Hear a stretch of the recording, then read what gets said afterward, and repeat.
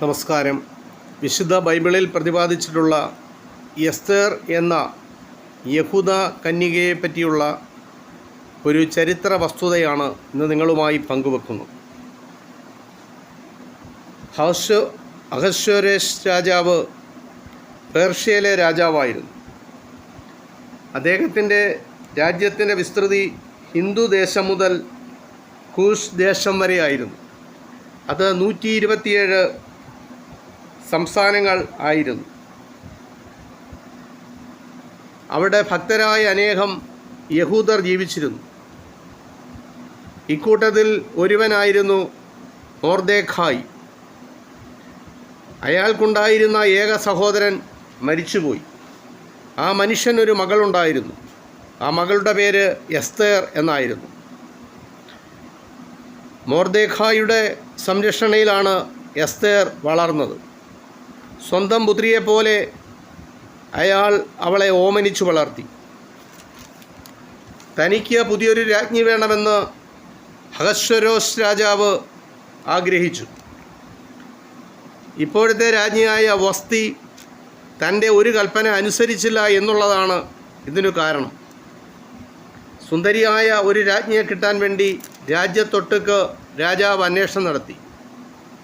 ശ്രേഷ്ഠകളും സുന്ദരികളുമായ അനേകം സ്ത്രീകളുടെ കാര്യം പരിഗണനാർഹമായി.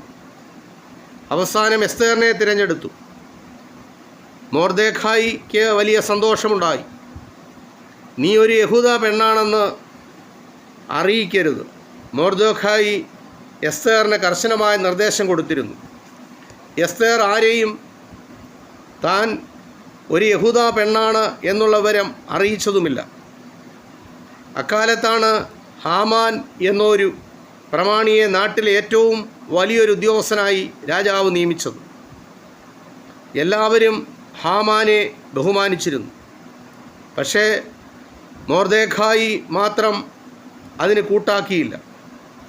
ഹാമാന് അതൊട്ടും ഇഷ്ടപ്പെട്ടില്ല.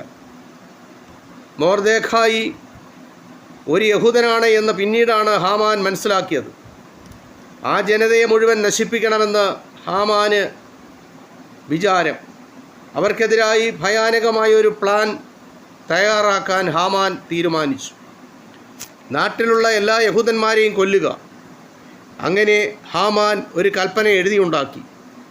അത് ഒപ്പിടാൻ രാജാവിനോട് ആവശ്യപ്പെട്ടു. അഹശ്വേരോശ് രാജാവ് ഒപ്പിട്ട് കൊടുത്തു. അദ്ദേഹം ആ എഴുത്തിൻ്റെ ഉള്ളടക്കം മനസ്സിലാക്കാതെയാണ് ഒപ്പിട്ടത്.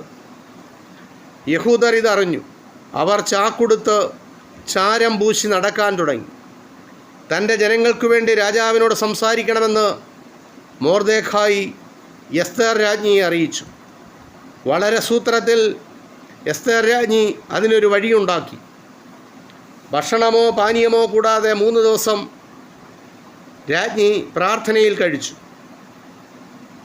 ധൈര്യത്തോടുകൂടി ഒരു ദിവസം രാജാവിൻ്റെ സന്നദ്ധിയിൽ ചെന്ന് രാജാവിനെയും ഹാമാനെയും ഒരു വിരുന്നിന് ക്ഷണിച്ചു. അവിടെ വെച്ച് തൻ്റെ മനപ്രയാസത്തെപ്പറ്റി പറയണമെന്നായിരുന്നു എസ്തേറിൻ്റെ ഉദ്ദേശം. എല്ലാം വിചാരിച്ചതുപോലെ തന്നെ നടന്നു. പക്ഷേ രാജാവ് എത്ര നിർബന്ധിച്ചിട്ടും അവളുടെ മനപ്രയാസത്തെപ്പറ്റി പറയുവാൻ എസ്തേറിന് സാധിച്ചില്ല. പിറ്റേ ദിവസം അവൾ അതുപോലെ തന്നെ മറ്റൊരു വിരുന്ന് സൽക്കാരം നടത്തി. അപ്പോൾ വിവരം വെളിപ്പെടുത്താമെന്നും പറഞ്ഞു.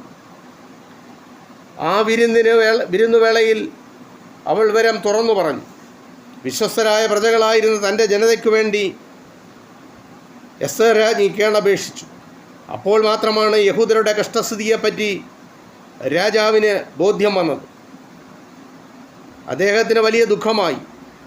അതിക്രൂരമായി ഈ കൽപ്പന എഴുതിയത് ആര് എന്ന് അദ്ദേഹം ചോദിച്ചു. എസ്തേർ ഹാമാനെ ചൂണ്ടിക്കാട്ടി. അയാൾ വിറച്ചുപോയി. അയാൾക്കൊന്നും മിണ്ടാൻ പറ്റിയില്ല. കാര്യങ്ങളാകെ തകിടം പറഞ്ഞു.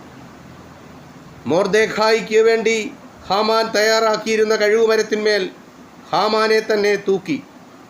നാട്ടിലുള്ള യഹൂദരാകെ ബഹുമാന്യരായി കണക്കാക്കപ്പെട്ടു. പലരും പ്രധാനപ്പെട്ട സ്ഥാനങ്ങളിൽ നിയമിതരായി. മൊർദെഖായി രാജാവിൻ്റെ ഒന്നാമത്തെ മന്ത്രിയായി തീർന്നു.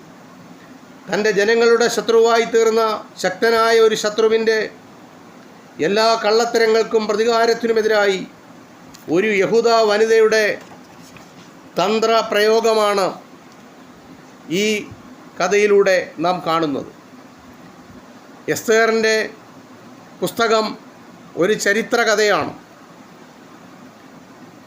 ഈ രണ്ട് എതിർകക്ഷികളെയും പ്രവർത്തന മണ്ഡലം ഒരു പേർഷ്യൻ രാജാവിൻ്റെ കൊട്ടാരമാണ്. ചരിത്രത്തിൽ അധിഷ്ഠിതമായിരിക്കുന്ന ഈ സംഭവം മതവുമായി ബന്ധപ്പെട്ടതുകൊണ്ട് അതിൻ്റെ കാവ്യഗുണം വർദ്ധിച്ചിരിക്കുകയാണ്. വിശുദ്ധ ബൈബിളിലെ സംഭവങ്ങൾ നമ്മൾ പഠിച്ചു വരുമ്പോൾ തൻ്റെ തിരഞ്ഞെടുക്കപ്പെട്ട ജനതയെ ദൈവം ഏതെല്ലാം തരത്തിൽ പരിപാലിച്ചു പോരുന്നുവെന്ന് നമുക്കതിലൂടെ കാണാവുന്നതാണ്. തങ്ങളുടെ എഴുത്തുകളിൽ കൂടി ധാർമ്മികവും മതപരവുമായ സ്വാധീനം ചെലുത്താൻ കഴിവുള്ള പ്രചോദിതരായ പ്രവാചകന്മാരെ ദൈവം അയക്കുന്നതായി നമുക്ക് ഇതിലൂടെ കാണാൻ കഴിയും.